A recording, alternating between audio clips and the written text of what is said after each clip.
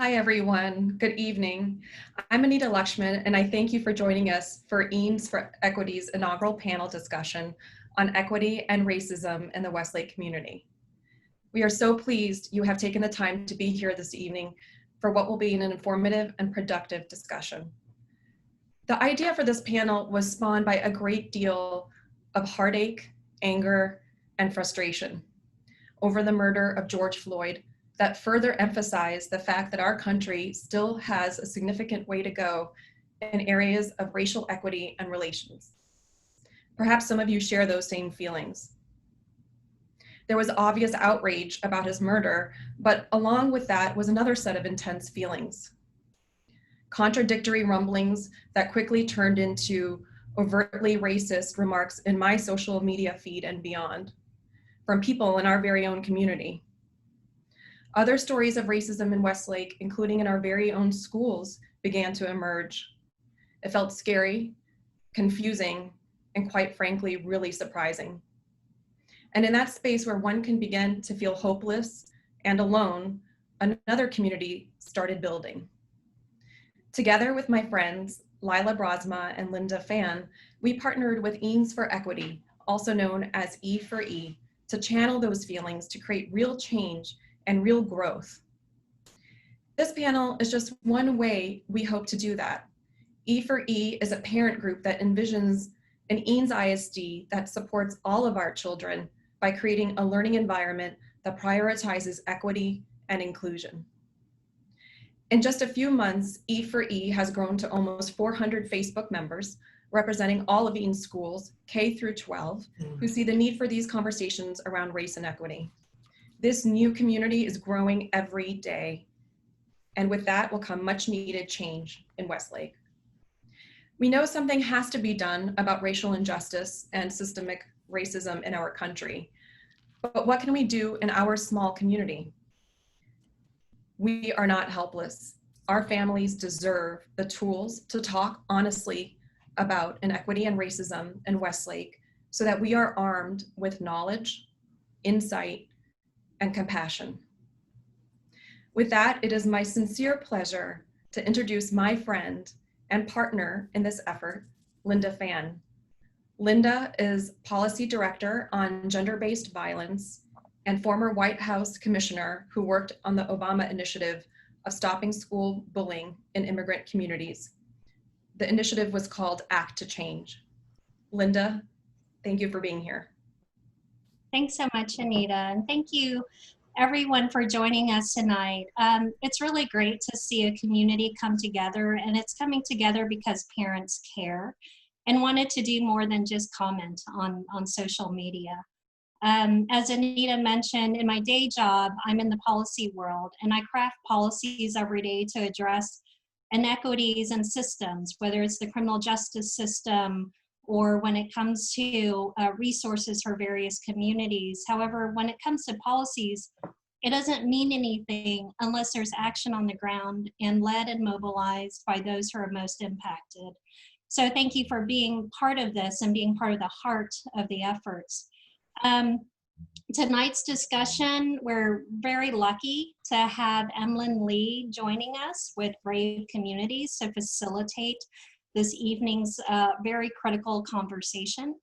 And just to give you a little bit of a background about Emlyn, you know, I got to work with Emlyn very briefly on another panel when we were talking about Asian Americans and Pacific Islanders and how do we contribute to our society. And I found Emlyn to be extremely, how can I say this, just not only passionate not only in the issues, but she has a very unique way and a talented, and so talented in making sure that we're keeping on topic and we don't miss out on the major points of our conversation. So Emlyn is the founder of Brave, which means Build Relationships, Awareness, Voices, and Engagement. And the organization's mission is really to unite businesses, nonprofits, and students to have these very brave conversations. Prior to Brave, Emlyn has been exposed to diverse environments through her work in the tourism industry, and I think she's the one person I know that's traveled the most in the world, over to over 90 countries and 6 continents. So definitely a feat. As a result of the 9/11 attacks, she founded an experiential travel company called Cultural Embrace. And Cultural Embrace provided opportunities for individuals and groups to volunteer, intern, teach, and also to work abroad. And a decade later, as part of her accomplishments, her company, Cultural Embrace, was acquired by a U.S. Study Abroad program, and which is based in Westlake, and I understand is still next to Westlake High School. And at that point, she served as VP of Outreach for a little bit over 3.5 years. And, you know, Emlyn, in all of those accomplishments, currently right now, not only is she running Brave, but she also helps design and coordinate youth leadership and social entrepreneurship programs for domestic NGOs. And I'm going to hand this over to Emlyn, but we're very lucky to have her today to help us facilitate this important conversation. Thank you so much, Linda, and thank you for everyone that's attending. I am very honored to be moderating this panel discussion and with this wonderful group of panelists.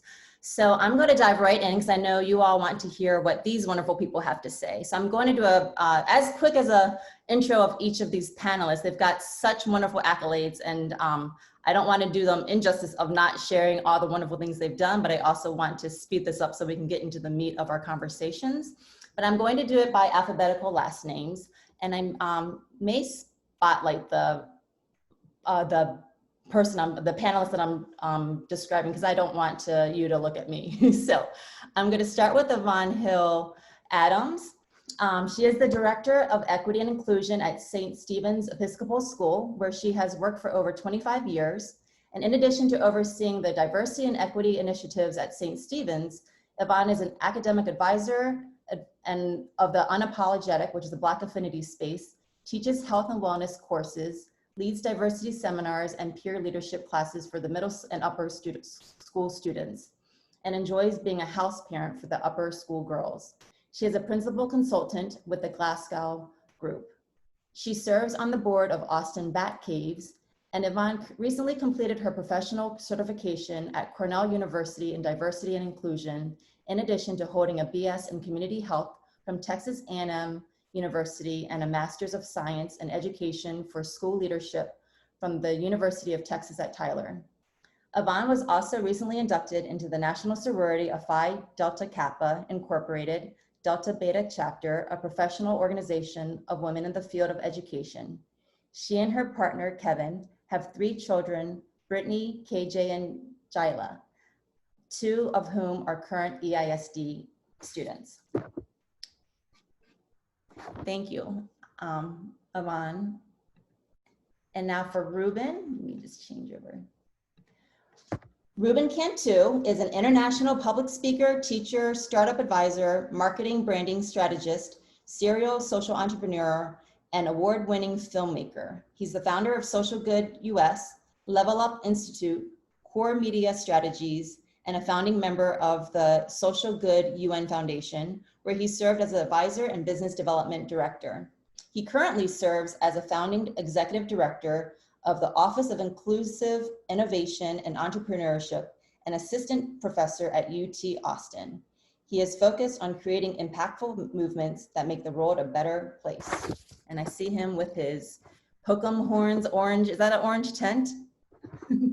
Nice, thank you. Ms. Tiffanie Harrison is an educator, community organizer, entrepreneur, designer, and investor. Tiffanie is a general partner at the Radical Equity Fund, where she advises and invests in diverse founders and ed tech startups. As a community organizer, Tiffanie advocates for educational and racial equity. Tiffanie is a consultant for schools, districts, and public and private companies around racial equity practices. She is excited to be running for the Round Rock ISD School Board Place 6 after serving in the district as a marketing teacher for 8 years. During her time as an educator, Tiffanie was honored to be named a 2-time Teacher of the Year at Round Rock High School, a 3-day Startup Entrepreneurship Professor of the Year, a Teachers Guild Fellow, a New Leaders Council Austin Fellow, and a Camp Fellow. Tiffanie holds a Master of Business Administration with concentrations in Finance and Marketing from Baylor University and a Bachelor's of Science in Human Health Performance and Recreation from Baylor University as well. Welcome, Tiffanie. Thank you so much.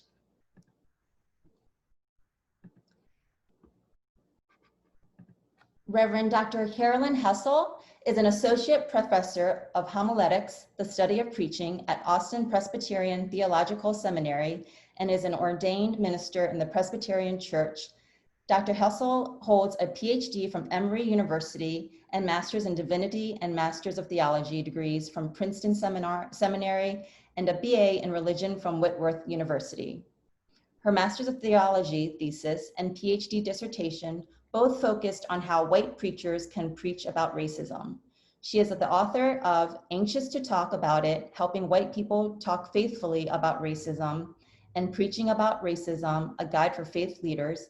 And this past June, her latest book just came out, which is The ABCs of Diversity, Helping Kids and Ourselves Embrace Our Differences, co-authored by Joy Harris-Smith. She has been interviewed for articles in CNN and Newsweek, as well as several radio shows and podcasts. She is also a mother of 2 current Eanes students. Thank you so much for being here, Reverend Hessel. And last but not least, let's turn it over to Dr. James Puglisi.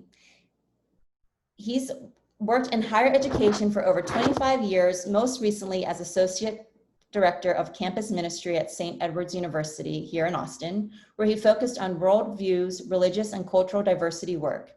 He earned an MA in Applied Theology from Wheeling Jesuit University, and his Doctor of Ministry is from Catholic Theological Union in the area of Practical Theology. His doctoral thesis was titled Shalom, the Role of Truth-Telling in Creating Communities of Racial Reconciliation within Institutions of Christian Higher Education.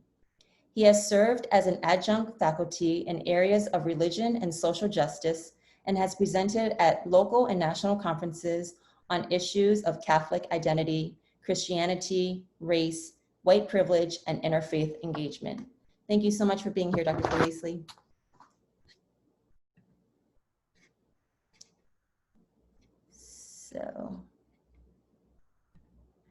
So as you can see, we have a wonderful group of panelists, some expert DEI here locally. And so I just want to dive into some questions.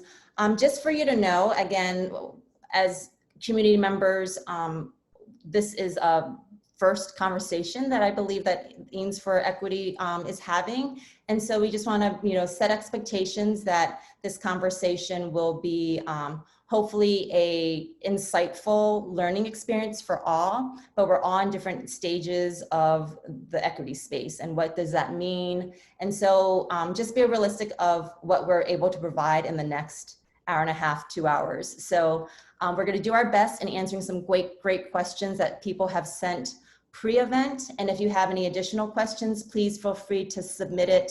You can send it in the chat board, or even better, if you're on the bottom of your Zoom, you can see a Q&A section button. And if you ask the questions there, we'll do our best in responding to those. You can submit it anonymously, you can put your name, you can ask anything you want. If for some reason we do not get to all the questions this evening, we're compiling a list of questions and we'll respond and share them at a later date.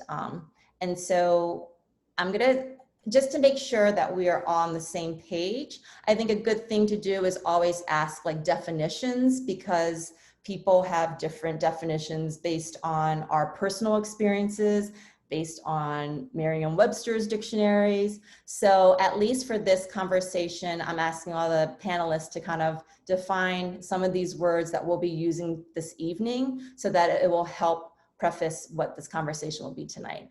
So again, I'm gonna go with alpha order and by last name.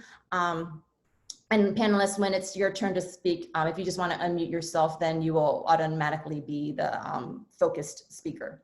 So, Yvonne, if you don't mind, I'm going to use your first name. So okay. Yvonne, do you mind explaining in your terms what is racism and racist? Sure. And thank you so much for laying the groundwork, because I think that's so important, especially in conversations like this. I would say that racism takes many forms, and it can happen in many places. If you were asking me for a definition, I would say that it means treating someone poorly because of their skin color, their ethnicity, or where they come from. This could be harassment, abuse, or humiliation, but it may not always involve violence or intimidating behavior. Name calling and hurtful jokes, they can also be forms of racism. And so it's just important that we know that racism is revealed through people's attitudes as well as their words and actions, and it can be reflected in systems and institutions. But sometimes it may not be visible at all. Not all racism is obvious. Racism also includes barriers that prevent people from enjoying their dignity and equality because of their race. And then I would say for racist, I would say it's a person who shows or feels discrimination or prejudice against people of other races, or who believes that a particular race is superior to another. So a person who participates in the types of behaviors I just described is what I would say. A couple of things to note that I would say is that you can be racist even if you don't intend to be. If you think you're immune from racism, that denial itself is part of how racism perpetuates itself. And I would lastly say, lots of folks will say, I'm not racist, or even ask, am I racist? And I would encourage folks to think about it this way. Instead of, am I racist? Ask yourself, what am I doing to stop the racism I see in this world? Great, thank you so much. And that's a great transition to Ruben. Do you mind kind of explaining in more details of the difference of, like, I'm not racist to being anti-racist? The quote is always said, I'm not racist, I have Black friends, as a way to abdicate and say, well, you know, like, how can I be racist if I hang around with, you know, Black people? We need to understand, as Yvonne was talking about, how race is constructed. And when we talk about this power, and we talk about power, we don't talk about just individual power, and I'm talking about a physical strength. But I'm talking about the ability to move and wield resources. And when we look at it in the system level, think about power and think about prejudice. Now, prejudice is inherent to everything. The brain works on a monkey brain, from fear to flight, right? Or fights, rather. And so when we're thinking about those things, when we actually have enough resources to leverage and wield systems and influence our power, and my group of people are aligned in a particular direction against other, when we begin, the color,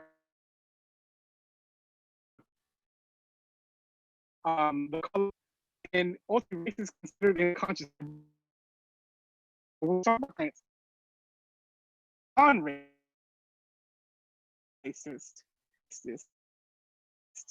is that it's doing existence from the work in training influence. Okay, I think Emily, you're back. I do not know what happened, but I just turned on my mobile hotspot. I think our Google Fiber just went out in my house. Is everyone on?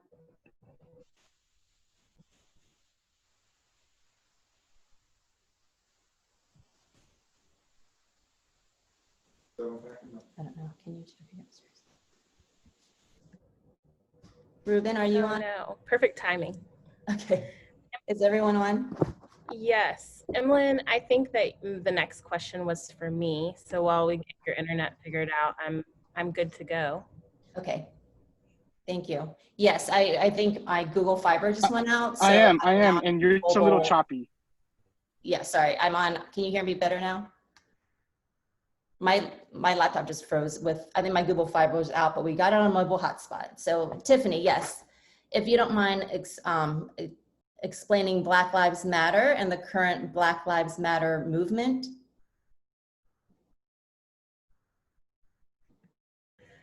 Absolutely. Ruben, one thing that I really appreciated is that you gave a nod to the historical context of racism in our country and how deeply rooted it is in everything that we do. And really the things that we believe because we're socialized to be that way. And so Black Lives Matter it means just that. It means that Black Lives Matter, and if that makes you uncomfortable, there really needs to be some soul searching to figure out why. It's probably deeply rooted in the anti-Blackness that takes place here in the United States of America. So we talk about racism, and we talk about racism in terms of systems and in terms of individuals. But anti-Blackness adds a whole other layer. And that's there because of really the original sin of slavery, and just the racism that our country was founded upon, the genocide. And so today we have racism, but deeper we have an anti-Black sentiment. And the messages that we see in the media and how we educate children in both our public and private institutions. And so when we're saying Black Lives Matter, we are saying this in response to the violence and the state-sanctioned violence that Black communities are experiencing throughout the US, and the anti-Black sentiments. So Black Lives Matter too. We can assume that we all hope that all lives do matter, but we're being specific when we're saying Black Lives Matter because those are the lives that are being targeted. Those are the lives that are being cut short. Black Lives Matter really started as an organizing movement. And like I said, it started to address anti-Black racism. There were chapters all over the US. And I think that, people get the organizing and just the phrase conflated, but whichever one, it means the same thing. It means that we hope that every Black person in the United States of America and really in the world, because it's now a global movement, has the social, economic, and political power, not just to exist, but beyond that to thrive. And so I think that there's a lot of tension right now when we talk about Black Lives Matter because people want to characterize it as a political movement. And one thing I want to say to that is that everything is political. Education is political. So I guess when you say it's a political movement, it is, but no different from the other contexts that we exist in every single day. One of, part of the tenets of Black Lives Matter, they say that, the Black Lives Matter movement is expansive and it's collective liberators who believe in an inclusive and spacious movement. So that means that there's room for everyone in the movement and believing that Black Lives Matter in word and in deed. So that's just a little introduction to Black Lives Matter. Great, thank you so much for that, Tiffany. Dr. Helsel, Carolyn, do you mind explaining and defining in your terms what white privilege means? Yeah, thank you so much. And again, thanks to all of you who have already given such beautiful answers. I'll give a little bit of historical context to the word white privilege, that phrase. A woman named Peggy McIntosh, a white professor in the Boston area in the 1980s, was originally writing about her experience as a white woman in predominantly male spaces. So she was a professor and she'd walk into a room and they'd be filled with men, male professors, and she just would notice these things that her male colleagues would take for granted. So she started writing about what she called male privilege, these advantages, the ways that they could get into spaces and play golf together and talk about things work-related that she wasn't invited to, so on and so forth. And then when she shared her ideas in the broader Boston area, Black academic women were commenting to her that, actually what you're writing about has a lot to do with our experience as Black women with other white feminists too. The white women academics who are talking about feminism often leave out our experiences. And so she started writing about things that were becoming obvious to her as what were white privileges that she had taken for granted. So Peggy McIntosh wrote this article called Unpacking the Invisible Knapsack of White Privilege. And it includes things like, when I go and get a Band-Aid, I can be pretty sure that it'll match my skin color.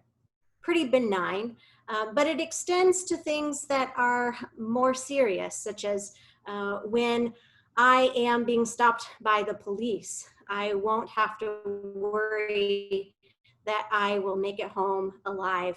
And that's not in her original backpack, but as we have these conversations, the term white privilege has been extended to the many ways that whites are advantaged in our society because of this history of racism, because of this history of anti-Blackness, and the ways that whiteness as this kind of invisible category of race has formed to build the white wealth and to build white advantages across the history of this country. So 100 years ago, even, the Supreme Court was making decisions on who was considered white.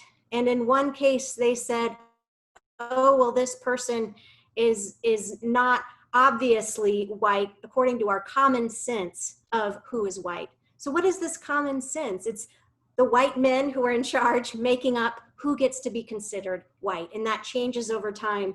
Irish immigrants, Catholic immigrants, people who were originally marginalized because of their faith or because of their ethnicity were able to become white. And for instance, after World War II with the GI Bill, GIs coming home from war were able to use this government assistance to get home mortgages and to build up equity in their homes in these white neighborhoods. But if you were a person of color, you were excluded from those neighborhoods. You were prevented from getting a mortgage from the bank. You had all of these barriers. And you think about that being, within the lifetime of our grandparents and how wealth builds, how wealth continues to build through home ownership and neighborhoods being considered more desirable. So all of those things are what constitutes white privilege. It's this unearned advantage that whites receive, often unknowingly. And there are plenty of white people who are born in very adverse circumstances who continue to face hardship because of a number of different reasons. Maybe they suffer from disabilities or have other situations facing them, who say, I don't have white privilege. You're not talking about my experience. And by and large, the phrase was used to help us kind of become more awake. It's not a phrase to make us feel guilty, but it's a phrase to help us become more aware of this system as a whole across our nation and how it impacts all of our society. So even if an individual says, well, that's not me, I hope they can still feel like, well, all of us need to be working together to make our country be as equal and as equitable as we want it to be and as we hope that it will be. So a little bit longer definition of white privilege, but I hope that helps. No, not at all. Thank you for that. You can never have a long enough answer for it to understand white privilege.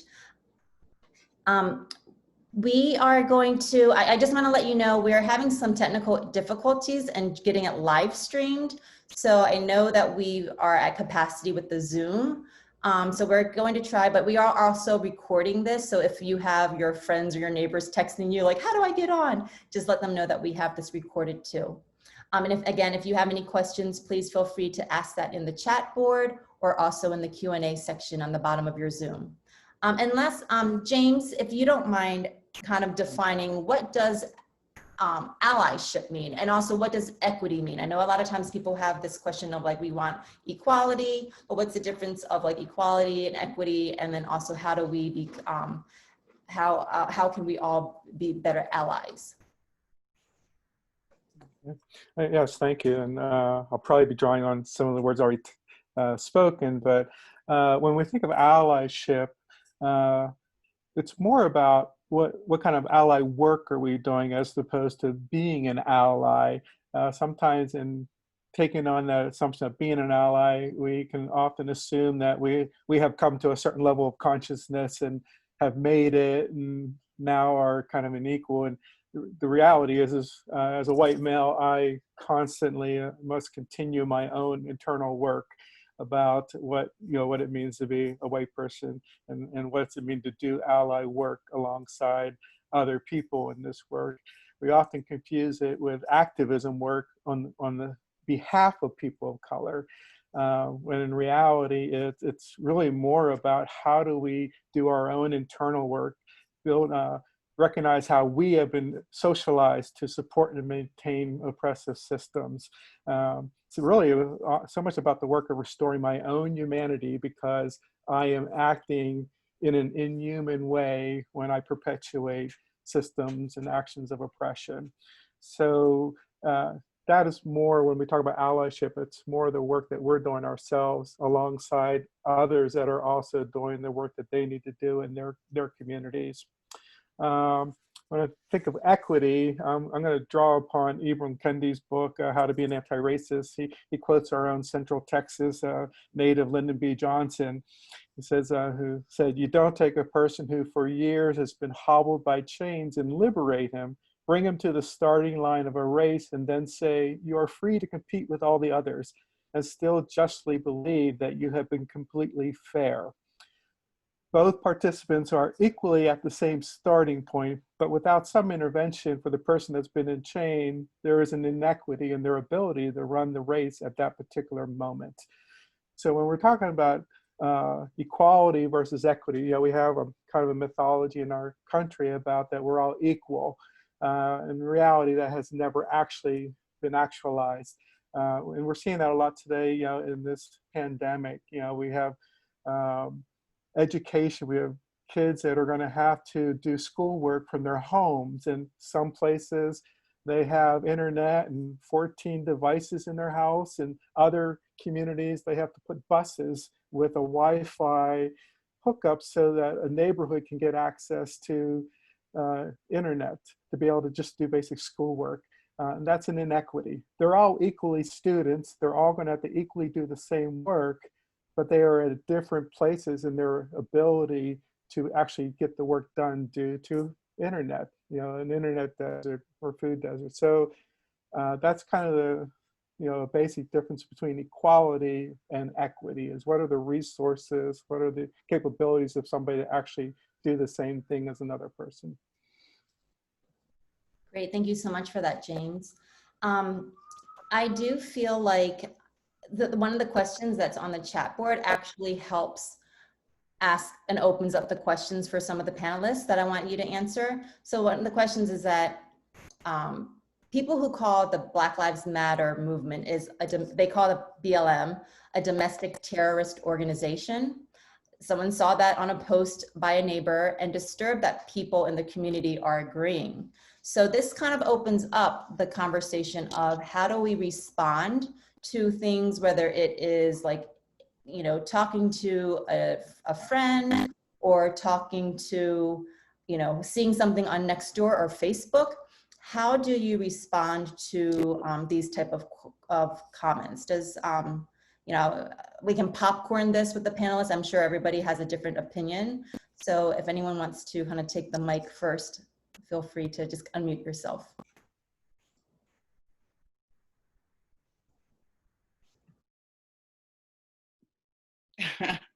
I'll go first. I thought Tiffanie did such a great job of explaining it. When you think about organizations, in every organizations, there are going to be some extremists, and the media right now is portraying Black Lives Matter.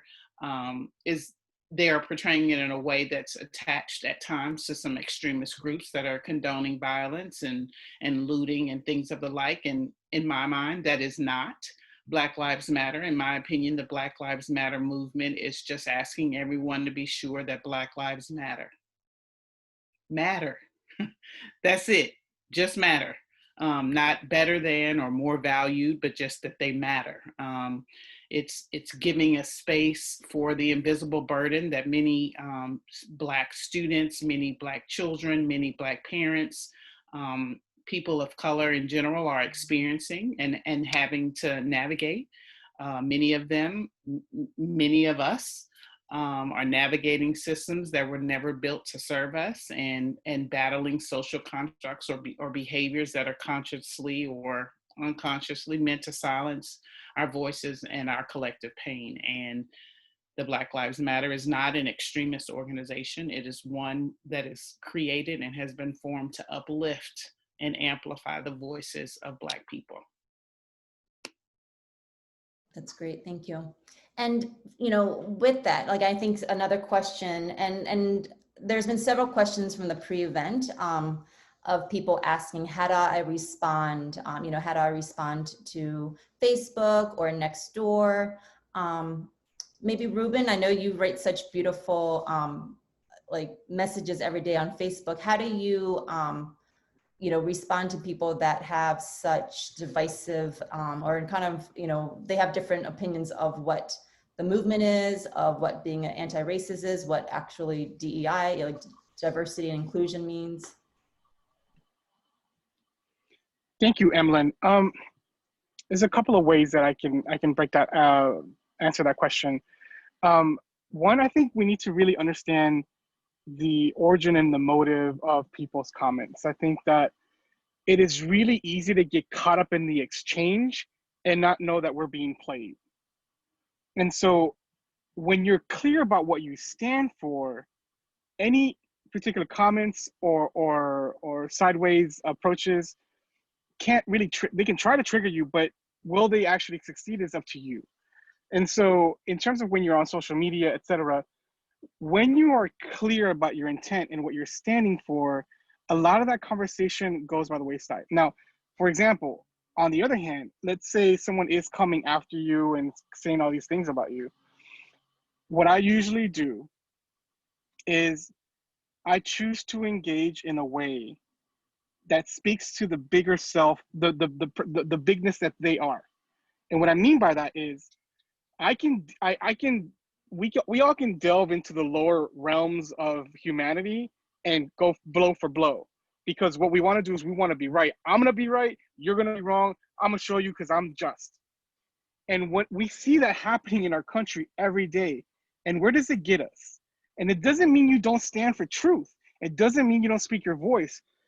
But if we're going to evolve the consciousness of our humanity and of humans in this lifetime, we're going to need to know how to communicate in a way that allows for the humanity to actually, and I say, dare say, because we have a person in divinity here, the divinity that lives within all of us. So I'm speaking to your higher self, because when I can speak to your higher self, we can actually have logical conversations where we may not agree on things, but we can get to the root and source of where the concern is at. Because when you boil everything down, every comment that is said in your life is originated, in my opinion, from a place of love or a place of fear. And when you can ground it around those two elements, you can then decipher and filter where this comment is coming from and get to the source of it to figure out how to address that fear. Great, thank you so much. That's so great. And that is a great transition. Someone had written, and I'm gonna read it, recite it, but it's applicable to everybody. I mean, so this, somebody earlier had written a question as a white person, I have some basic raw fears. One, I am so nervous that I will unintentionally say the wrong thing when discussing racism or ask a genuine question that will be misunderstood. And so, even as an Asian female who's not white, I think it's a fear because in our society, we have not been really talking about race, and so I'm not going to be punished, but we have to kind of be brave to talk about race. So to the panelists, what do you do? Like, how do you coach or let many of us here in the community, regardless of what race we are, how versed we are, that we've been, suddenly reading Ibram Kendi's book to just getting started right now, learning about how do we talk about race. So to the panelists, do you have any words of wisdom of what do you do if someone says something wrong? And then is it better for them to stay quiet, or we know that there's we should be saying something, but how do we properly say something without actually being wrong? So does any panelist have a suggestion? I was going to say, and this might even go to the last question too. I think part of my approach is to bring it back to the person, like what in your experience gives you that conclusion, or that the reason why you said that. Sometimes that will often shut it down because it may have just been a talking point they heard somewhere, but it's also recognizing that there's a humanity in that person still, and that there's a humanity in me. And once I ignore their humanity, I start to ignore my own personhood. So I think, but it also brings it closer to home into what is in that person's experience. Maybe fears and maybe misconceptions. Maybe they had a bad encounter with somebody, and that's the only encounter they have, and that's the only thing they have to go on. And maybe there's a way to introduce that person to a broader experience, a broader lens, to work from that local person's situation, and then it's a conversation. It's it's a mutual exchange. I think those often produce better resources than just like lashing out or saying you can't say that, or because any one of us, someone says we can't do something, our initial reaction is to yes I can, and no matter how perfect we are, we have reactions. So I think it's inviting that person into conversation, hearing their story, and then you know what you're working with, and you start to build some trust. So I'll turn it over to Ruben. Sorry, I know I just spoke, but like this hit right on the moment. I'll give you an example. At the University of Texas, I lead the first ever all women of color entrepreneurship and executive leadership program that's ever existed. And we founded it this past year. And I was told, well, you're a man and you're a man of color. What gives you the right to like build this? Shouldn't you have a woman of color leading it? And so, you're for sure right. And so I started doubting myself, and I started telling people, well, maybe I shouldn't launch this. Maybe I should let somebody else do it. Because of the conditions, we needed to get a program off the ground. I launched it, and I got some really good advice because I had that same paranoia, because I'm like, who am I to be able to talk to all these women of color and tell them how to be leaders? At the beginning of the class, I told them, this is who I am. This is my backstory. Here's what I come with. Here's what I like to bring to the table. I'm here to build a relationship with you. In doing that, I'm going to make mistakes. I want you to extend grace to me as I'm going to extend grace to you, because we're in a relationship learning from each other. So when we get paranoid about like, we're going to say the wrong thing, when we're in relationship and we create that trust, it creates a clearing for us to be able to grow and learn from each other. And when we can do that, we can start the healing process. And really what we're asking is, we know we need to heal, but we don't feel safe. And so when we can create a space that everyone has this security where they can speak, and sometimes you say things that just, including me, I continue sometimes saying things, and I've been doing this work for a while, say things like, ooh, I had no idea that had origins in racism, right? You'll just catch yourself. You then will say, you know what? Or misogyny, or whatever it is. You catch yourself and you say, I was wrong. I'll clean it up. I apologize. Thank you very much for bringing it to my attention. And then you keep it moving. Is it easy? No, it doesn't. It never is easy eating humble pie. But when you do, you get better and you grow. And that's leadership. I wanted to bring a couple of things into this conversation. Number one, when we're doing this work, it seems like there's heightened awareness of racism right now. So the first thing we often want to do is go out and talk to our friends, do things to end racism. And the first practice that we need to have, and the first commitment that we need to have, is to ourselves, to learn and deepen our own understanding. And when we spend that intentional time learning and deepening our understanding, it'll make those conversations easier and richer. And so, that's really the first step. And then that feeling of fear of saying the wrong thing is really rooted in white fragility. So white fragility means that we center oftentimes, and this is a very simplistic definition because it goes very deep, right? But that we center the feelings and the comfort of white people, and not just white people, but also of white normative expectations, right? So, politeness, individualism. And so our fear of saying or doing the wrong thing is absolutely paralyzing. And this is where I think that empathy can come in, because especially in the context of a school system, I want you all to think about Westlake and Eanes. I want you to think about how few Black children there are in this school system. And so thinking of the discomfort of navigating these unfamiliar norms and conversations, think about the Black children that have to do that in largely white and Asian settings, things that are outside of their cultural context. And so if we're asking them to navigate that discomfort, I think we as adults can navigate that discomfort as well. Like I said, we have to build our capacity. That means reading, that means studying, that means engaging in conversations in spaces like this that will increase our knowledge. And that does mean eating humble pie and acknowledging that we are not going to be perfect. Perfection is a function of white supremacy meant to really keep us from experiencing this growth.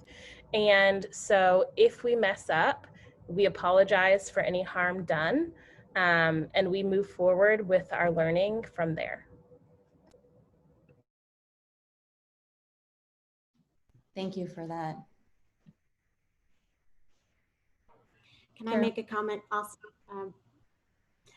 So in my conversations with white churches about how to talk about racism, because while our schools are still segregated and that's our context, churches are still largely segregated too. And again, that's related to this long history of racism and slavery. But one of the things that I've talked about with white congregations in the context of having these hard conversations and what do you do with that anxiety that you feel?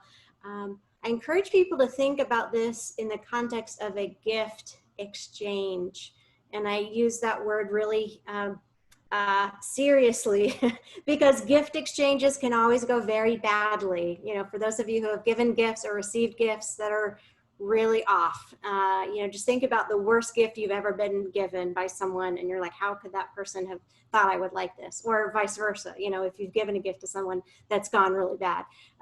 But also in the sense that if we think of these conversations in light of a gift exchange, we can also start to look for the sources of gratitude. Like, how can I feel grateful for this really difficult conversation that I'm getting to be part of? How can I, rather than feeling anxious or worried about what I'm going to say, how about I look for the gifts that are being offered to me in this tender moment by people sharing vulnerable experiences with me, and the gift of self-awareness and self-knowledge that I didn't know about before. But also rooted in that notion of a gift exchange is also this crazy idea that even white people, in all of our bumbling mistakes in having these conversations, may also have a gift to bring in being able to work also in our spheres of influence and continuing to help people root this in a sense that we all have work to do. So don't let those feelings prevent us from seeing the gifts that are already present in this work. One of the things I've heard regularly is that talking about racism is divisive.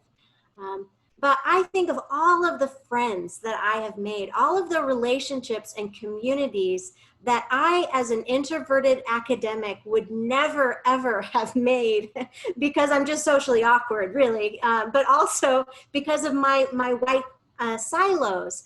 But all of the friendships and relationships I've been able to make because of talking about racism, because of having these hard conversations. And so rather than it being divisive, I've seen how beautifully connectional having these conversations can be. And that's the only way that we can work towards healing, is that if we have these hard conversations, we can start to address some of the deep, deep wounds that are present across our society. Great, thank you so much for that. And I know there are several questions about parenting, you know, like being parents right now. How do you talk to your children about, you know, do we have any advice to talk and prepare our children about talking about race? And, you know, what can my white child do specifically when they witness racism? Can any of the panelists speak on behalf of that, and any advice you can give parents?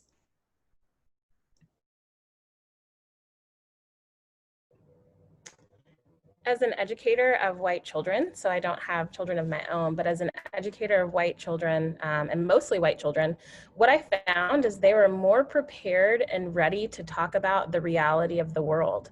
So they can see what's happening in the world, and especially because of social media, they're very plugged in. And so we really deny their reality when we refuse to talk about things that are uncomfortable. And so I think it's really important to have these conversations. And I think it's really important to contextualize the fact that a lot of Black and brown folks don't have the option to wait to talk to their children. It's an immense privilege to be able to talk to your child, you know, in their teen years about racism when, you know, Black kids are experiencing racism when they're 4 years old and pre-K. And so, I would encourage parents to have these conversations, which again roots back to like strengthening ourselves in this work and making sure that we understand how racism shows up in the various systems that we exist in. But yeah, and this is across, you know, because when we talk about race, I hear a lot about partisanship. This is across partisanship that I have students, because I teach high schoolers, that are prepared to talk about the realities of racism in the US. So that's just one suggestion. And I would add, I hope that we don't shy away from talking to our babies. This moment is too important not to have that conversation with them. I believe that students are at a place now where they have the grace to lead and the grace to be led. I'm reminded of the James Baldwin quote that said, "The world is before you, and you need not take it or leave it as it was when you came in." And it reminds me that we're created as humans and that we're also creators. And this is an opportunity for our students to rethink and re-engage and reimagine what it means to be a community, what it means to be human. I think young people see and understand and hear a lot more than we think they do about what's going on, and they're waiting to be engaged. There's a deep need, I think, to engage, in particular, young white students in what's happening right now, because I watch them. I too teach at a predominantly white space, and they're sort of in this sort of catch-22 where they grew up in a generation where it, you know, was incredibly diverse. And this was a generation that all they knew was a Black president until just recently. So they had a whole different context. And then the ground shifted right up under them. And they're trying to figure out, how do I be white in this world? You know, what does that mean for me? And we do a lot of work on how to support students of color and LGBTQ students. It's so important for us to figure out how we can support our white students and help them to have these conversations, help them to understand their identities and their roles, their racial narratives. It's so important because someone is going to give it to them, and we have to understand them. We have to help them understand what it's like. And if you're not talking to them about it, somebody is. And do you trust that somebody? And so I say to educators, to parents, to adults, community members, to connect and deal with these students, in particular the white ones. You need to help them to process and show them how to be allies, show them how to navigate this political and social climate right now. There are groups we sometimes tend to forget about. And when we forget about them, groups like that, you know, I think back to almost a year ago, almost to the day, right?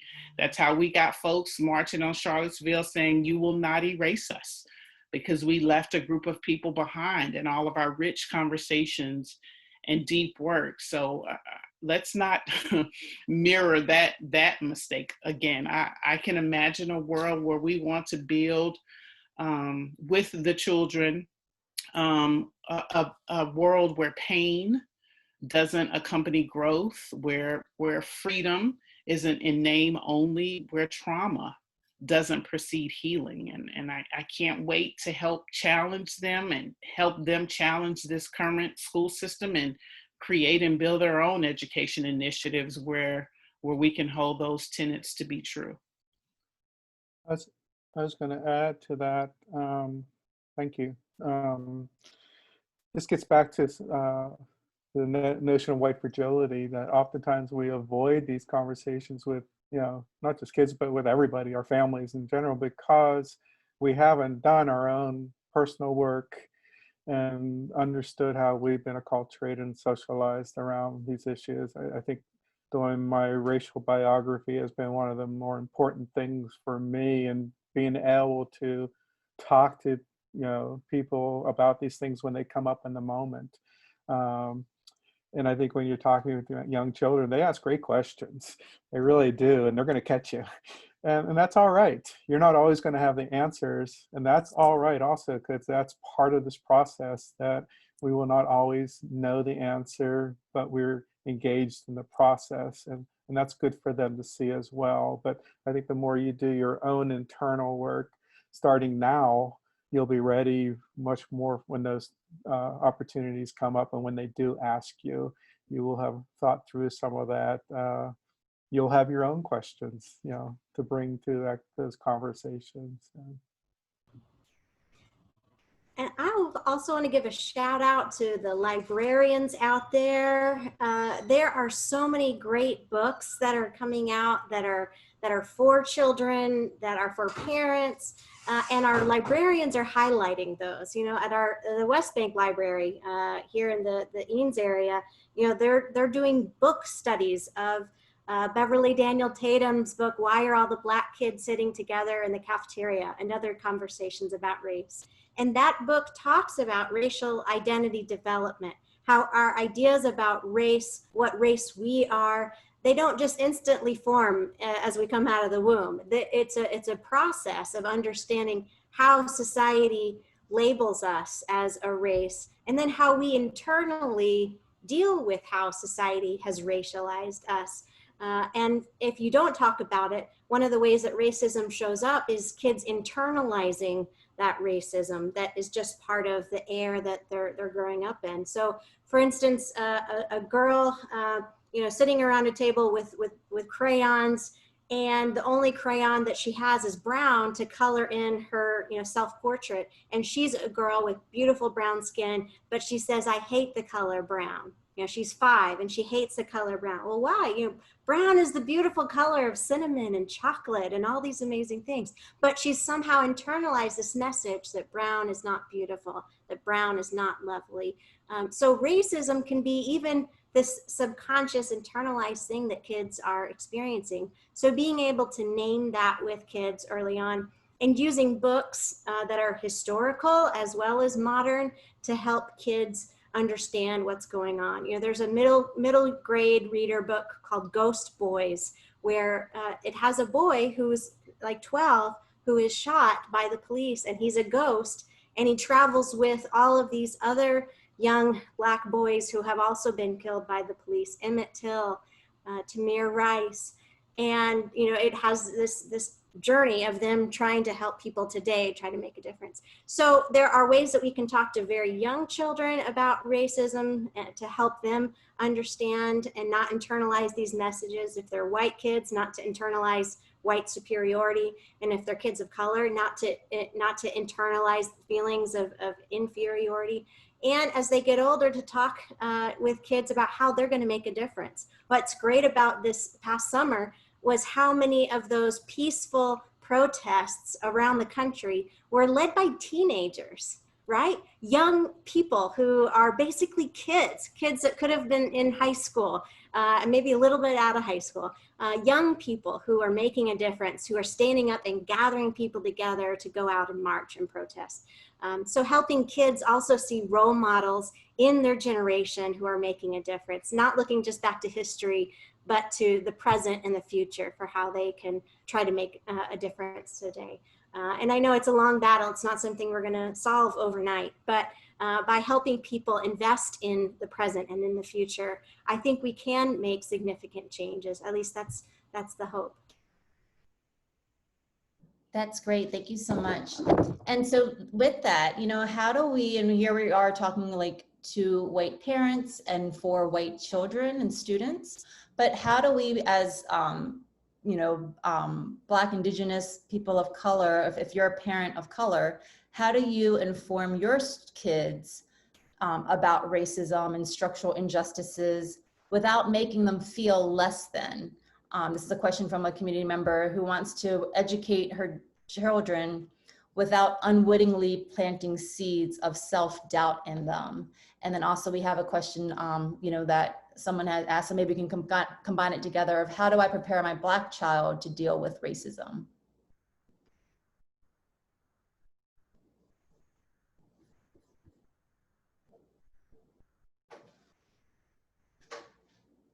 Does any panelist, can you hear me?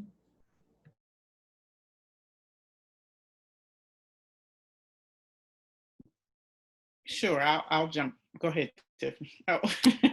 Oh, go ahead. I just talked a long time, so you go ahead. I'll follow. So I can only speak of a place from a teacher and an advocate. And this is a really hard answer because there are a couple things. What I realized going through a school system myself was that I didn't realize a lot of the racialized abuse I was taking as a student. And I actually think that was kind of for my protection because it's heavy. It's heavy and it's hard to carry as an adult. But what I would encourage as a parent, because I have good relationships and partnerships with my students, and I am the sponsor of the Black Student Union at Round Rock High School, one of the sponsors, is that they often don't go home and tell their parents about what they're experiencing at school. And they often don't understand necessarily that what they've experienced is something that's inappropriate. So for instance, some of the conversations we had in our Black Student Union were that they were being called the N-word by white students in school. And, we asked them, so, okay, it's not okay for anybody to call you the N-word in any context, but can you tell us, how it was said to you? Were they joking? Was it said, with an A at the end, a hard ER? And they said it was said to power over. It was said in a way that intended to power over, but they felt helpless because their teachers weren't addressing it and it wasn't a big deal and it was happening so much they didn't really know what to do about it. And so they felt powerless. And so I think it's really important for parents to have strong relationships with students. And I think especially in a setting like Eanes ISD, it's really important for Black students to get to be in affinity spaces with other Black children so they can talk about these commonalities. It's when we were in these affinity spaces that students started to realize, like, hey, that's not okay. We had several students that said that they had teachers that had assumed that they didn't have dads because they were Black. Or teachers that I had a female Black student that said that her teacher reached her hand up in the back of her hair every day when she entered class because it was so curly. And the teacher would say, oh my gosh, it's so curly, and just like intimately touching the back of my student's head. And I had to tell her, that's not appropriate and that's not okay. And encourage her sense of agency and work with her to address that issue. And then when we're talking about young kids and what young Black students are experiencing in terms of racism, it looks like the school to prison pipeline, which is you may have heard that term before, but it's a real thing where students are criminalized very early or they're marked for discipline issues very early because they don't fit into the cultural context of the school. It's not that necessarily even that they're bad, but they're just marked as misbehaving for things like needing to stand up and needing to move around, etc. And so I think what this can look like very young is I think Eanes needs to look at the disciplinary actions for Black students and really students of color in lower grades. And also access to upper level courses. So that's a way that we experience racism in public schools and in private schools, not allowing Black students access to higher level math, which we know limits access to things like STEM education and careers. I see a question in here, please define affinity space. So affinity space just means spaces with like people. So the Black Student Union is an affinity space because it's centered around the Black experience. At Round Rock High School, it's not exclusive. So we actually have a very diverse affinity space. We have lots of white students and Indian students that participate in our Black Student Union. But that affinity space centers the needs and the experiences of Black students. And there are lots of different options for affinity spaces. And I'll just say that growing up, regardless of the context, my race somehow was always brought up. So it didn't matter if it was in a positive light or a negative light, or it came from a good friend or a complete stranger. I couldn't escape what people saw when they looked at me. So it made it difficult to get to navigate around the topic. And so I face the music, and I do the same with my babies. It's part of them, whether they like it or not. So my goal in talking to my children, my own children, and other children of color in this white environment of Westlake is just help them navigate the Eanes Independent School District with grace and intentionality. That will help lead them to a better tomorrow. And I think what you're saying, Tiffanie, about having affinity spaces or being able to go to places where you can see mirrors, it just helps build the resilience, build the ability to withstand some of the racism that happens, because in those spaces, you get to see mirrors reflecting, and you're like, oh, that happened to you too? Oh, that happened to you, were feeling the same way? Oh, they touched your hair too? When you're in that space, you feel empowered, you feel stronger, and you're not left in your silo thinking you're the only. And so it's important that we create those spaces, especially in places like a Westlake, because we have students who identify in different ways that are not in the majority, whether they're Indian, whether they're Jewish, whether they're LGBTQ, whatever the case may be. It could be a variety of identities. So making sure that your students, your babies are surrounded by positivity. It's a fact that my children, that I am going to experience racism here. I can tell you, there's not been a school year that I haven't had to stomp up to the school to say something, to interfere, to interrogate, to ask a question about something that has happened to my Black child since my youngest, who is a senior, started in kindergarten every single year. It's just a fact. So you have to do something at home to help them. You have to be able to talk to them, to empower them so that they're able to withstand and not just survive EISD, but thrive in EISD.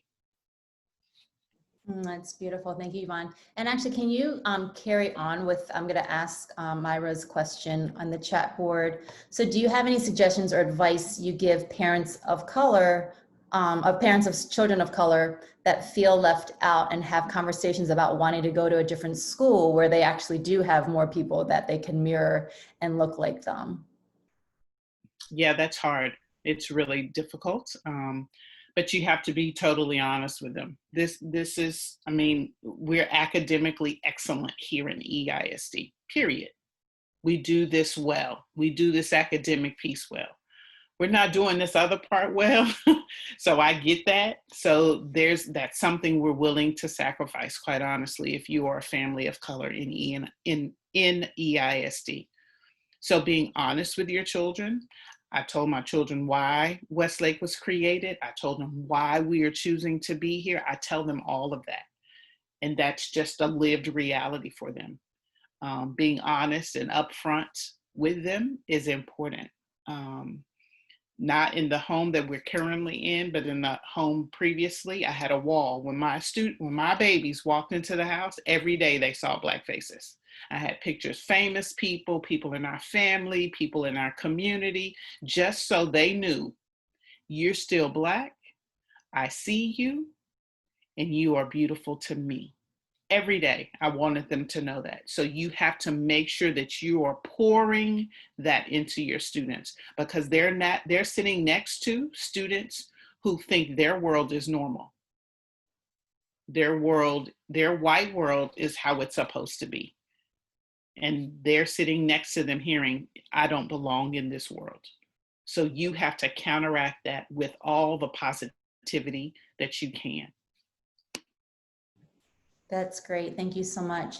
And I'm actually going to shift this, as we're talking about other students of color, we have a couple of questions about the Jewish brothers and sisters.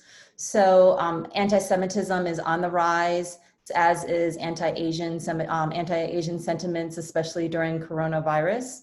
And so how do we, I think some of the questions here, I just lost it, was talking about how do we, embrace the students that are facing more anti-Semitism and also anti-Asian sentiments.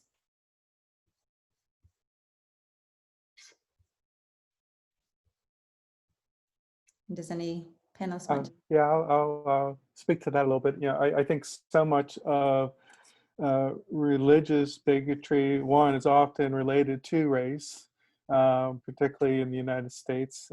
I would assert that we have white privilege. I would assert that we have white Christian privilege in the United States, that Christian communities can be very discriminatory towards other religious groups. So, and then I think you add the layer of race, because so often there seems to be a parallel between the particular religious groups that we seem to discriminate against also seem to be people of color predominantly.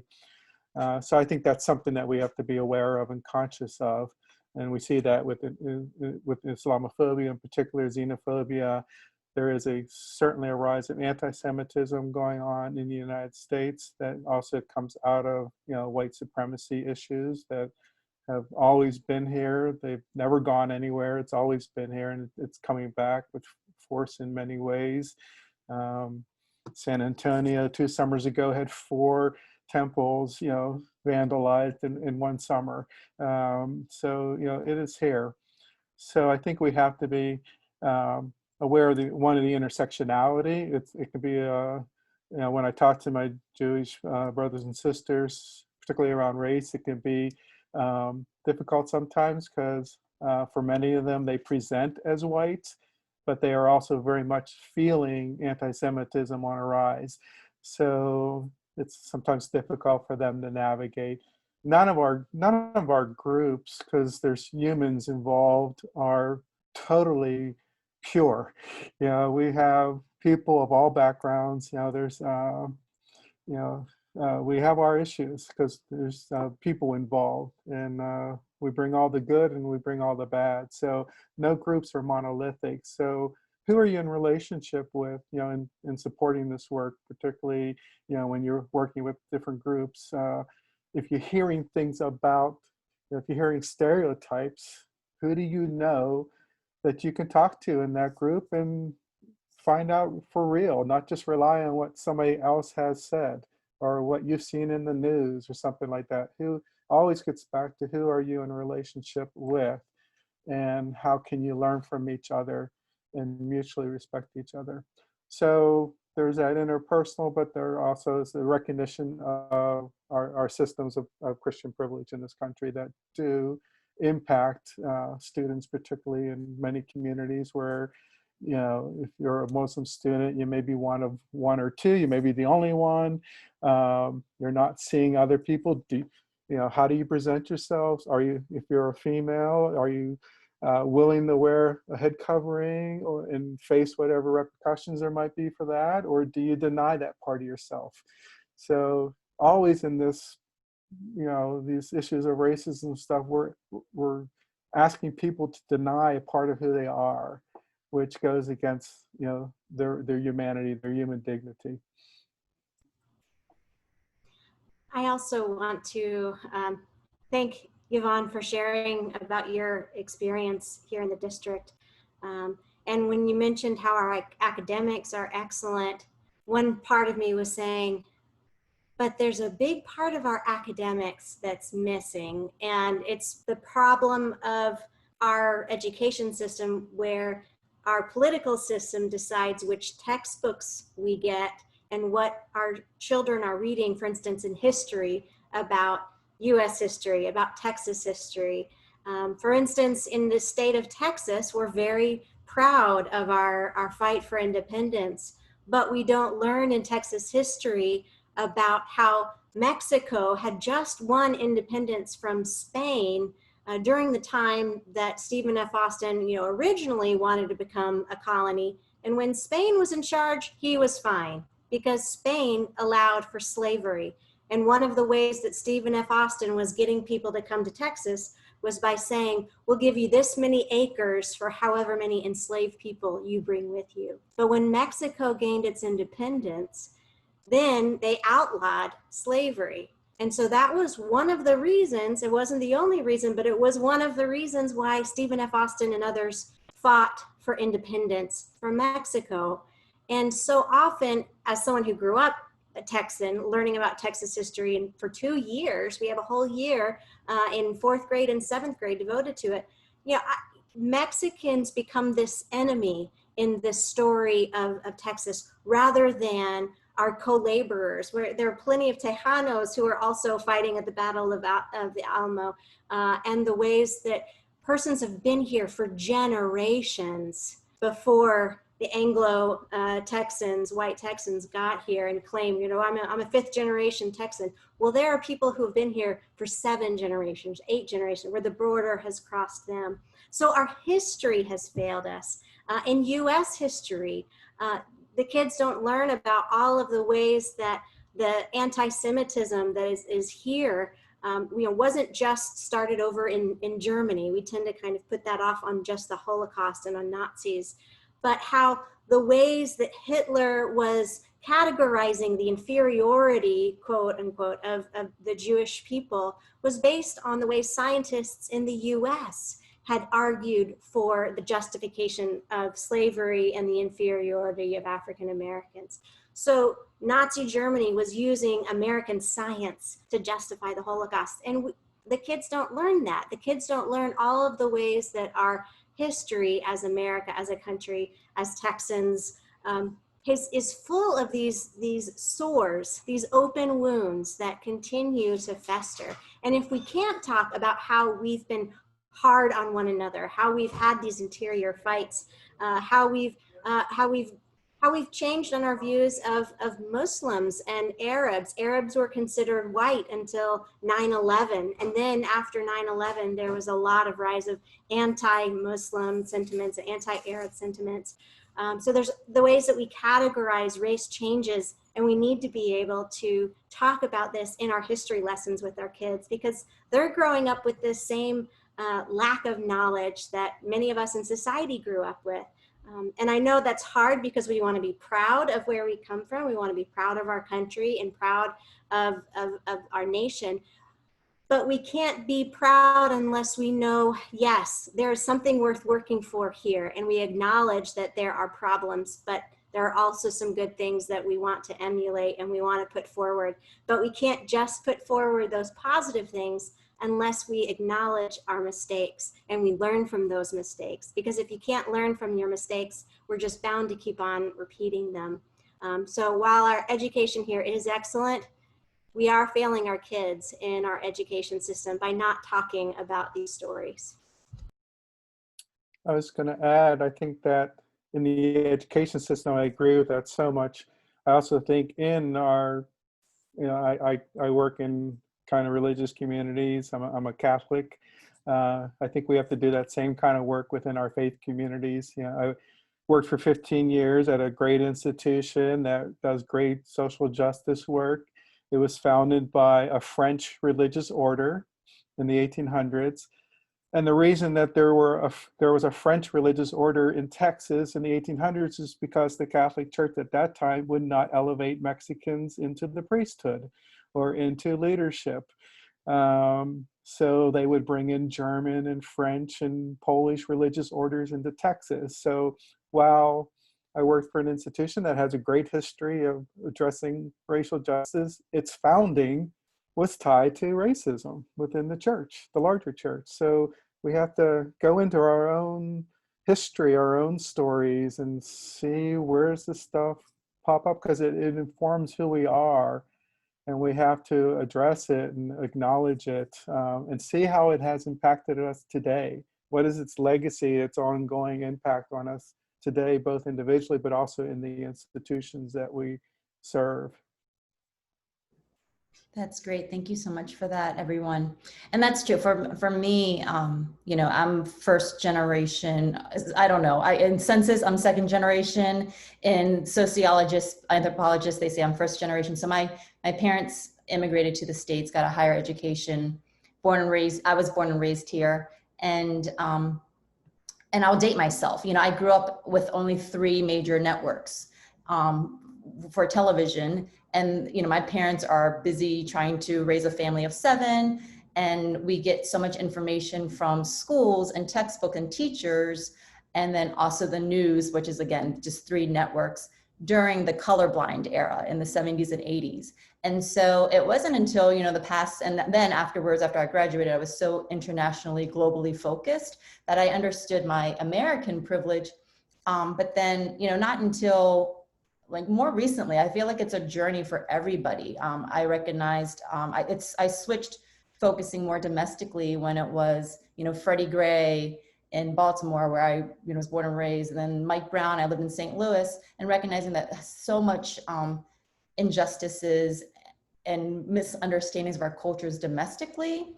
And so it's really been a way for me to kind of unlearn and unpack the things that we've learned, you know, through my upbringing, and including when I was an entrepreneur, you know, so I had that bootstrap mentality, but to really understand not everybody has the same boots, you know, and so how do we have these conversations, whether it's with your parents, with your children, your neighbors, but a lot of it, you have to kind of like, at least for me, it was, you know, self-reflection and unpacking, unlearning, and really identifying who I am in America and what is America in so many different, you know, places and beings. And so I want to carry on the conversation right now. You know, it's so great that you as a community member have been advocating for more diversity, equity work and anti-racism work. And I understand that you've, the school district has hired a consultant, Dr. Gooden, which is great. So there's been some questions. I know there's one right now that, will this group have access to interact with him? I think that might be a school board answer, or I don't know if Yvonne or Dr. Hessel knows a little bit more, being in the, like, part of the E4E group, if you know if the community members will have a chance to talk to Dr. Gooden. His focus will primarily be on school leadership. So our school board, our principals, and our administration. You know, it's possible that there might be an opportunity for him to speak to the whole community, but the community work is actually going to be separate. And so his work is really going to be with the school district's leaders. Great, thank you for that. So there's been so many great questions. I think we could be spending an all-nighter and then some. You know, it's a journey, it's a marathon. So I just want to, again, manage our expectations, but I am going to kind of shift it more over some of the DEI work right now during COVID. You know, we can see that, you know, I think whether it's the, you know, post George Floyd and also COVID has both kind of unmasked the injustices and the disparities between races. So has been concerns of, you know, while there's, you know, parents and schools and children, students are concerned of going back to school, like, should we really be addressing the race talk? So, you know, to any of the panelists, can you share your wisdom and your thoughts on why it's so important, especially now during COVID and during you know, this study at home, virtual learning, and, you know, should we do it now or should we wait so that it's a little bit more calm when everybody's more concerned of, like, being more settled studying from home?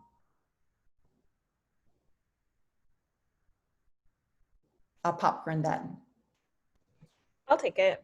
So one thing that when we start our journey on learning about racism, we'll understand that race impacts everything.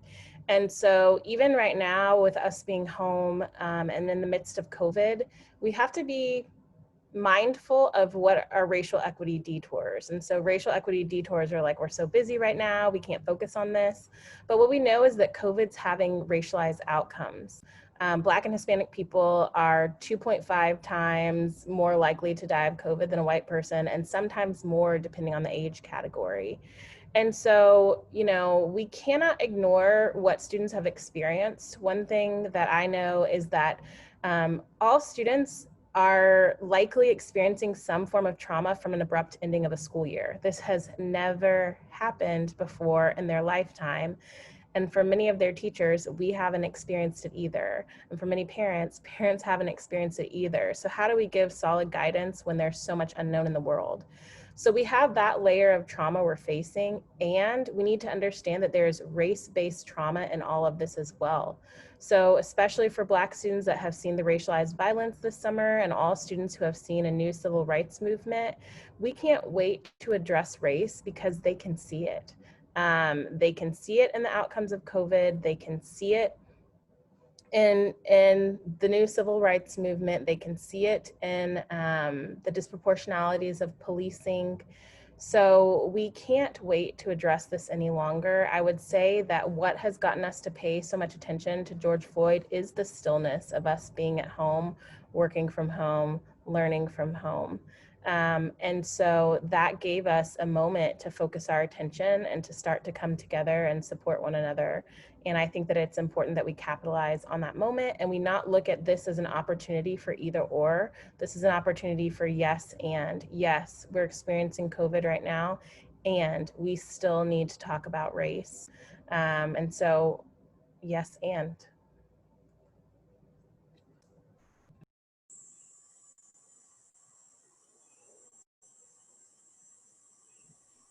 Thank you for that. Ruben, do you want to share? I know you got kicked off on Zoom, but are you back on? Yeah, I'm here, Emily. And if I can understand the question is, what advice would I have for Hispanic Latino families in Eanes ISD? Well, yeah, I mean, sorry. So earlier the question, we were talking about having representation, you know, and because the Westlake Eanes School District is a predominantly white, and we were having conversation about having more representation and how do we talk to our children if you're a parent of students of color. So did you have any advice for the Latinx families? So for the Latinx families that are in Eanes ISD and Westlake, I think we need to unpack and decollapse a couple of things. We need to center the conversation around solidarity and really get to the heart of our identity. See, the difference between the Black community in the United States and the Latinx or / Hispanic, that's a whole different conversation we can go into deeper. But we are not a monolith, right? There is segments of our Latino makeup and population that don't all, and I'm not saying that the Black community sees things all the same, but we barely, within the last 4 decades, were grouped together and we were given this term Hispanic. Before that, we learned as Latino, etc. And so they're like, oh, you all speak Spanish, so then you all must agree on the same thing.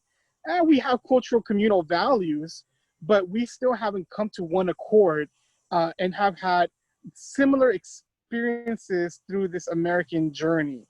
I am Mexican American and I'm proud to be one, but even my experience compared to my recent Mexican immigrant brother to my cousins I'm not Mexican, I'm Hispanic, right? This is a spectrum. And so what's important is in this conversation to the parents in Eanes ISD who happen to be, I would ask us to really start digging in deep and understanding our history and how is it inextricably tied historically to the Black story. A lot of people say, oh, that's a Latinx issue, or that's a Black issue. And then what anti-Blackness within our community, when if you really understand our history, we were all together in one, as one. We were all working in this, we were all put in the system to kind of uplift what was now white supremacy. And so my biggest advice, one, have your child really understand and study its history. And I'm talking beyond Dolores Huerta and Cesar Chavez. Really get to know the deep history that is made up, that's basically made this country. We don't talk about nearly enough about it. Two, have your child really be proud of who they are, but also be able to be proud to stand by that Black experience and be there and tie together. Young people are smarter than you think, and they're willing to do, and they naturally know what's right. And so we role model that for them. They will step up and speak against the injustices that they see. I happen to grow up in a Black neighborhood in East Austin. So that gave me a particular lens that allowed me to see the injustices that were happening to my brothers and sisters right in front of me. And so my journey and my cause has been, this is what I was here to do, and this is what I'm going to continue advocating for. My extended family may not have that experience, but to me, by me taking a stand, they've now come around and they've seen my perspective. So to me, in short, in summary, please expose your children to their history, how it's inextricably tied to the Black community, and also how to be a strong ally in that process so we can stand together and basically erode white supremacy. Amen, amen. Thank you for that, Ruben. There's a pre-event question that was talking about the tolerance that, racism is accepted towards the other, and, possibly from top down, including administrations, teachers, and parents. So panelists, can you help the community members, like where does a parent begin? How does a parent begin to make fundamental changes to the culture of the Eanes community when status quo of accepting racism is prevalent? So I know this is the billion-dollar question that everyone's needing to change it, wanting to answer in America. But if there's some like basic steps that you can provide for the parent that's listening of like, where do we begin? And I'll popcorn that.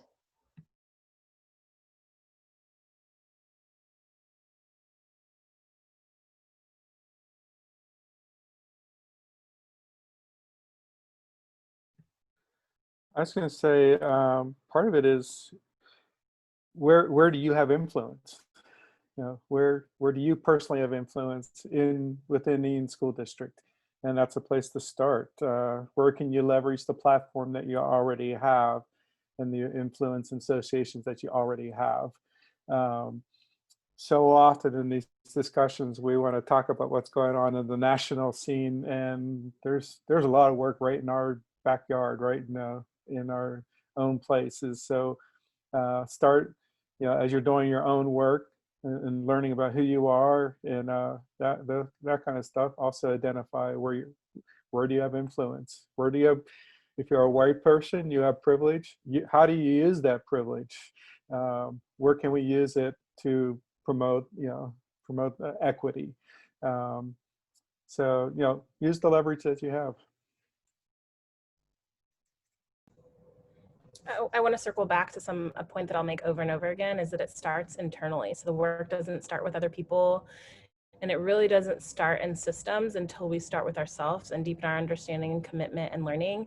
And that is the start. And, one thing I'm finding is that people expect, especially Black people and often Black women, to come into these spaces and do the heavy lifting, frequently without compensation as well, of like, tell me how to be an anti-racist.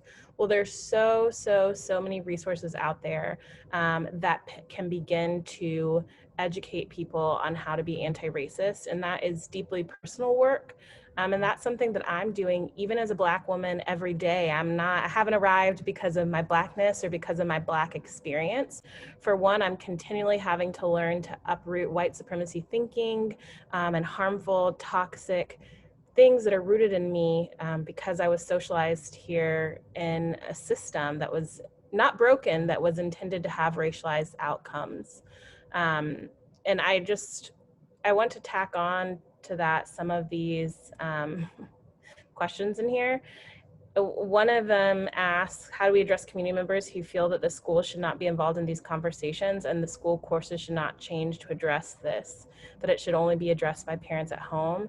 And I think Yvonne gave a beautiful kind of framing for this early on when she pointed out that racism is a system and it operates in systems. So it doesn't just operate in individuals. A lot of times it makes us feel better to talk about, you know, when we're talking about policing, oh, well, that was a racist police officer. We don't want to talk about the fact that systems have racist outcomes. And the system of education has horrifically racist outcomes. There's another question in here that talks about, could we possibly touch on how children of affluent white Westlake families are not held to the same disciplinary actions as students of color?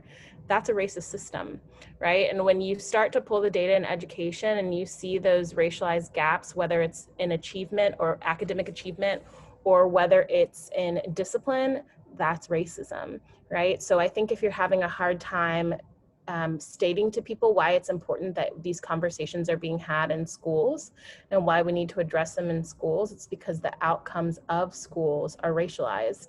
It's not because, you know, students of color, their families don't care, value education. Those are often things that we hear. It's because the system of education was built to exclude. It was built for white males. It was separated out for the labored and the learned classes. So that's what the outcome is. Yeah, so that's our work. And you know what? I know that because I've done my work and I'm doing my work every day and I'm committed to learning and unlearning, and that's what we have to do. And that is our start. I also want to tag on, one of the questions in the Q&A was, you know, what do we say to parents who state, I don't want you to make my white child feel bad about their white skin color, or this is reverse racism. Pictures are really helpful. If you pull up the March on Washington, we're about to celebrate an anniversary of the March on Washington coming up in a few weeks. Look at the March on Washington where MLK gives his famous I Have a Dream speech, and look at the audience. You know, zoom in close on your computer and you'll see many, many beautiful brown and black faces, but you'll also see white faces.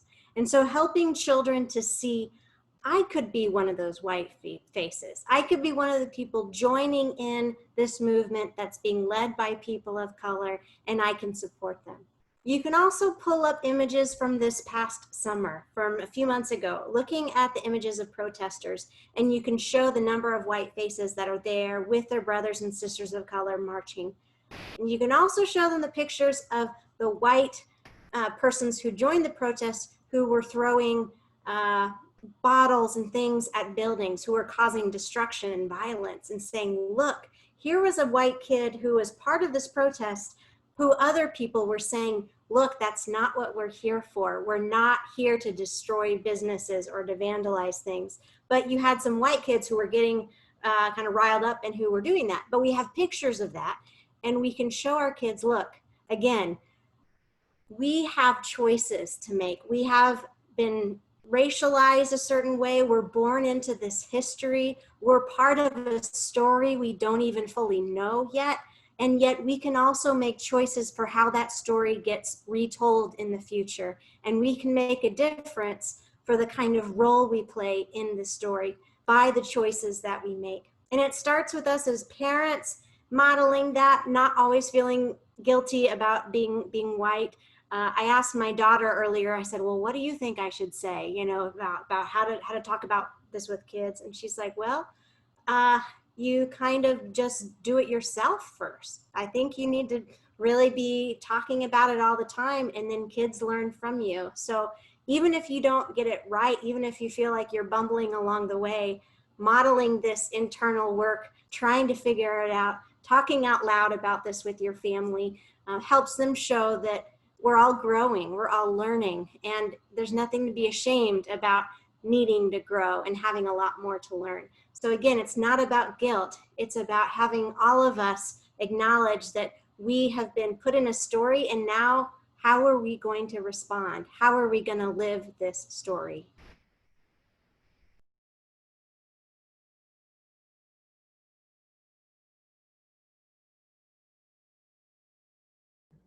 That's great. Thank you so much for that. And it's so true. Again, if we, talking about race and addressing race, it's like working out. You have to like build your weights when you're lifting weights, and it's a way you have to practice it to. And again, there's no perfection in being a race conversationalist, but the more and more that we're able to talk about race, especially to our children and our students. But again, like what Tiffanie was saying, is to kind of first do an internal unpacking.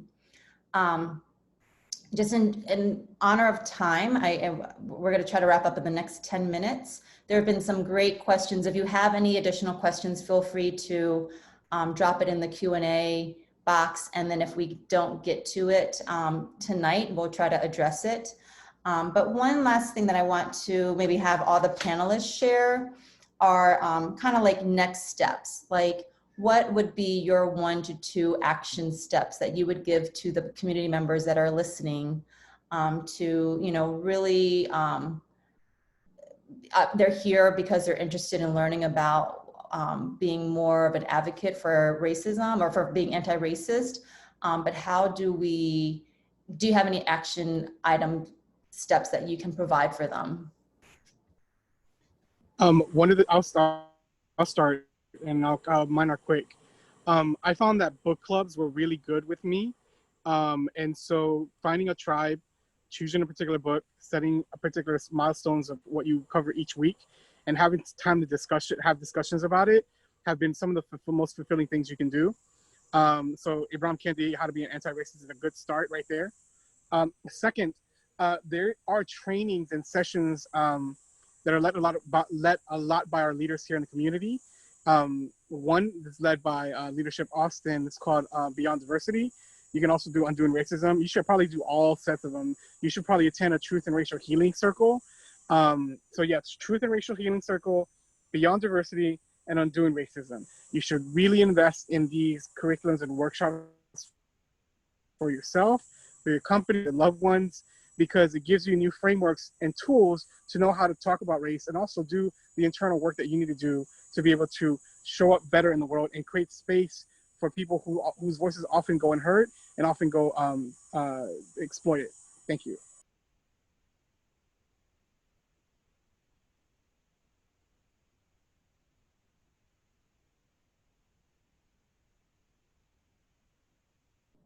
How about James? Do you have any action item steps? We'll start with them.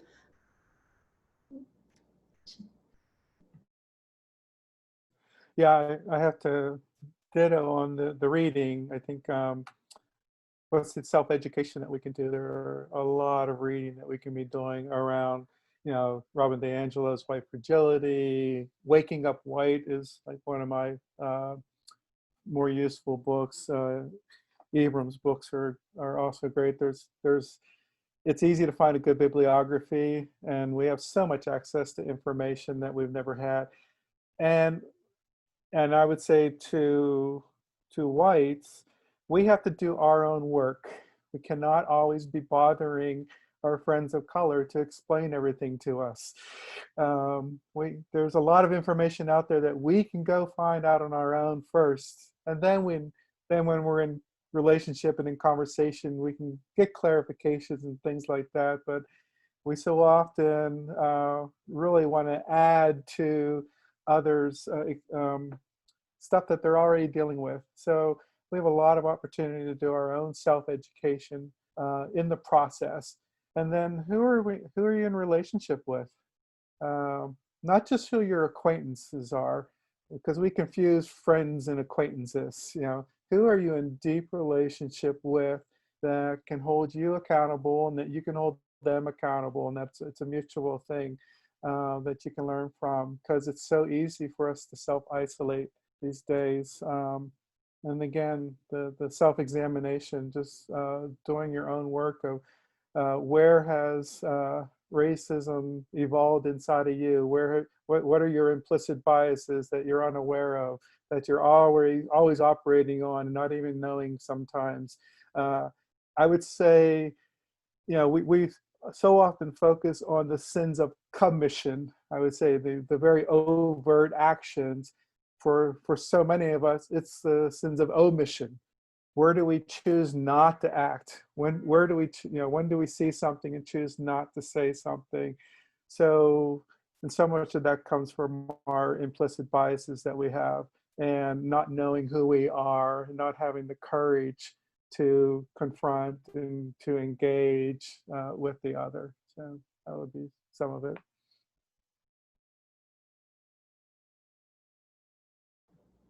Thank you for that. And Yvonne? I would echo what everyone else has already said. Google, do your work.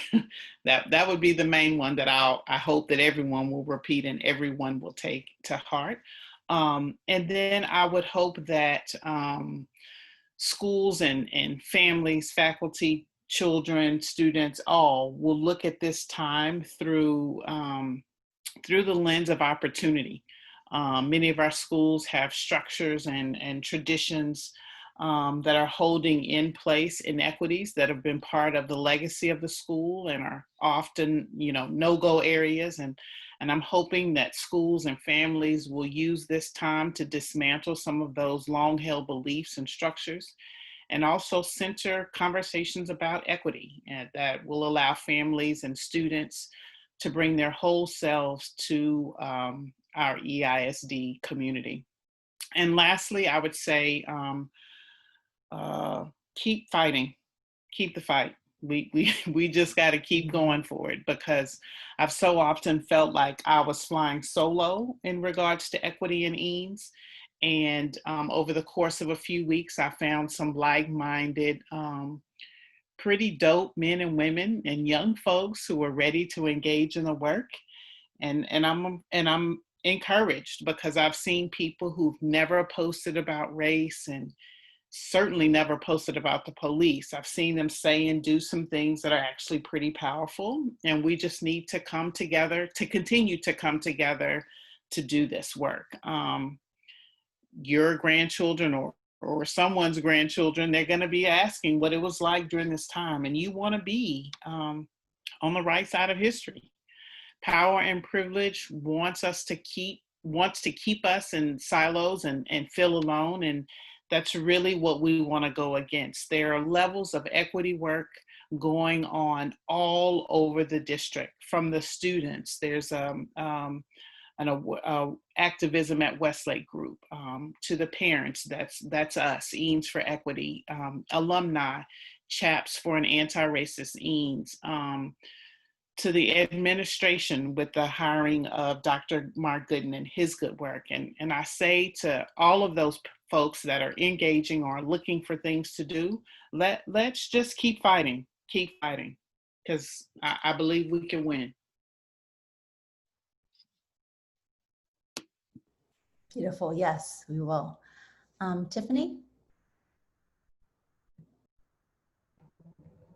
So I'm going to echo the number one thing that everyone said, and that is do your work and commit to doing your work.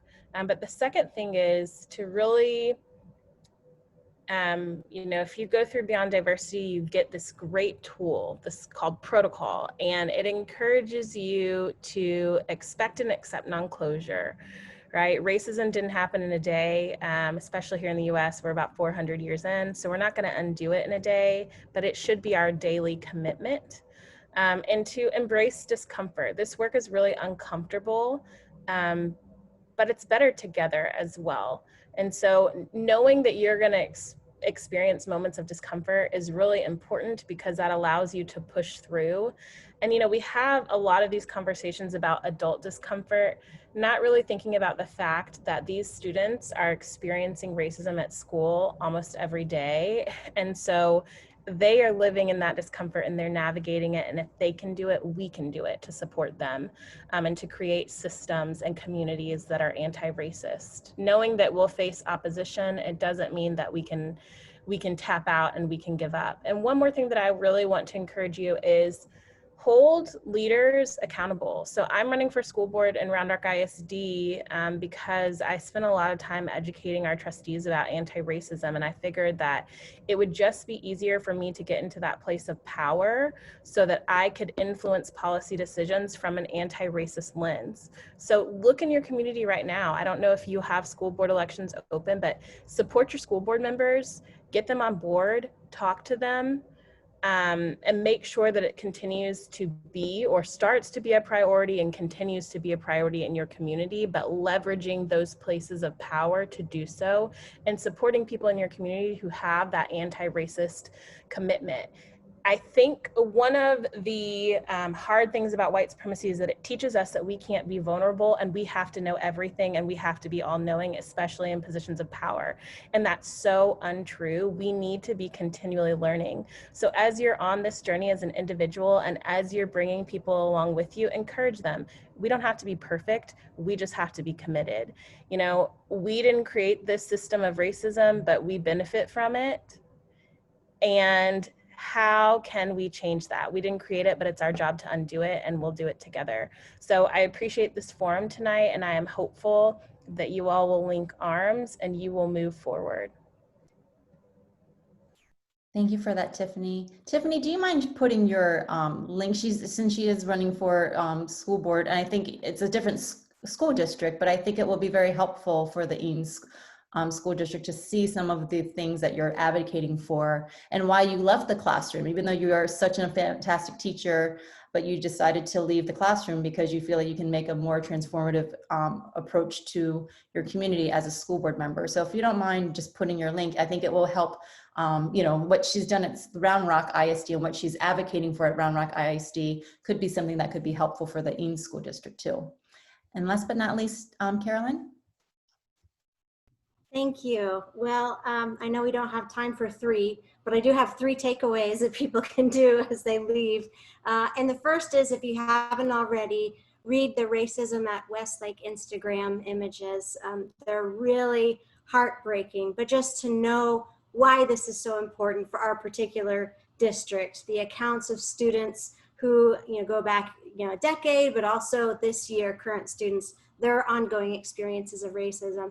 Remember that those are the student experiences that are driving this work. All of us need to be aware of this work, but we're really doing this so that all of our students can thrive. So read the Racism at Westlake Instagram pages just to know what people are going through. The second thing is to know your own story. Rehearse how you came to know that racism was real. What was the story that reminded you or awoke you to the fact that racism was a big problem that we needed to address? So what was it in your life? What was the first experience? Rehearse that story, because when people are doubting that racism is still going on or that racism is a big problem, we all need to be ready to share that story, to say, actually, this was what helped me to know. We can't use all of these big words that other people, doubt they have any relevance. We have to tell our own story and say, this is how I was changed. And then thirdly, make eye contact and greet warmly the people of color, if you're white, in your area. So one person that I met who's African-American said that the first year that she was at our school, nobody once even made eye contact with her. And that shocked me, but the ways that our bodies respond to one another really make a difference. So if you just try to make eye contact and smile and greet warmly, even if you don't know them, but try to be intentional about that, can make even a little bit of a difference. But for people who are regularly felt like they are not part of this community, it's imperative that we change our bodily habits. So check out the Racism at Westlake Instagram account, learn your own story, practice it, be able to tell it to others. And third, make eye contact. Greet people warmly that you see so that everyone feels like they belong here. Try to do that on a regular basis. Even with a mask on, you can say it with your eyes. So make eye contact, since we can't do a lot of communicating. But I'll stop at that. Thank you so much, Emily. Sure, I love that. We can all smile and do some smiles in the life. I want to share a screen. Thank you again for everyone being here. The panelists, thank you so much. I want to also do a special shout out to Lila, Linda, and Anita for sponsoring this event. They also created a slide. So I'm going to share this and we'll also share it on the Facebook group page. But this is a really, they put the Eanes for Equity put together, what can you do? So we obviously want to continue the conversation about racial injustices. There are so many books, there are so many podcasts, documentaries, you know, think Netflix is going to be your friend right now, that you can watch, and, you know, whether it's children's books or just things for adults so that you can learn how to address things with your kids. Carolyn just came out with a book that's the ABCs. So those are great things to continue the conversation. Share, you know, today's conversation, we'll put the recording on and then share that with you. Some of the unanswered questions we'll try to answer together and then share that with you in a Google document. And then really keep work on yourselves to understand the diversity and equity inclusion issues. You know, I know right now is a very worrisome time with COVID and going back to school and working virtually or going back, you know, in school sessions. But really the forefront is the empathy of like, how can we make a more equitable and more just society? And so there's great resources. Thank you so much for Equity for Eanes, for you all to be putting this together. And you guys are advocating, you know, with your school board to get a consultant, to get more diversity topics to be addressed by the schools. So please email, that you see the emails right here. The Instagram is Eanes for Equity. The Facebook group, there is a CHAPS for an anti-racist Eanes, which is the CARE group. So they have a Instagram and Facebook, which is Chat for Anti-Racist Eanes, as well as the website, which is chapsforantiracist.eanes.weebly.com. And then I'll do a little push of Brave Communities. So we host a monthly community conversations panel discussion that's always talking about social and racial justice topics. And so you can follow us on Instagram or Facebook at Brave Communities. You can also subscribe to our newsletter. And we are actually starting our fall cohort of Brave Makers, which is for right now female and gender expansive, which is a way for young women to be able to be leaders and social change agents. So this one is addressing social and racial equity, as well as the civic engagement for this census and elections coming up. So if you know any 14 to 21-year-old girls, we're looking for these Brave Makers. But again, and we will be having these deeper conversations, which we're going to start a Brave Speaks conversation in this fall. So feel free, again, to drop in the chat any questions you may have, and we'll try to address it. And then I'm sure this conversation will continue. So thank you all so much. Thank you for the panelists. Thank you for the sponsors, for Anita, Lila, and Linda. And thank you, the community members, because you are here and showing up, and that is a first huge step. So thank you again, and have a great evening.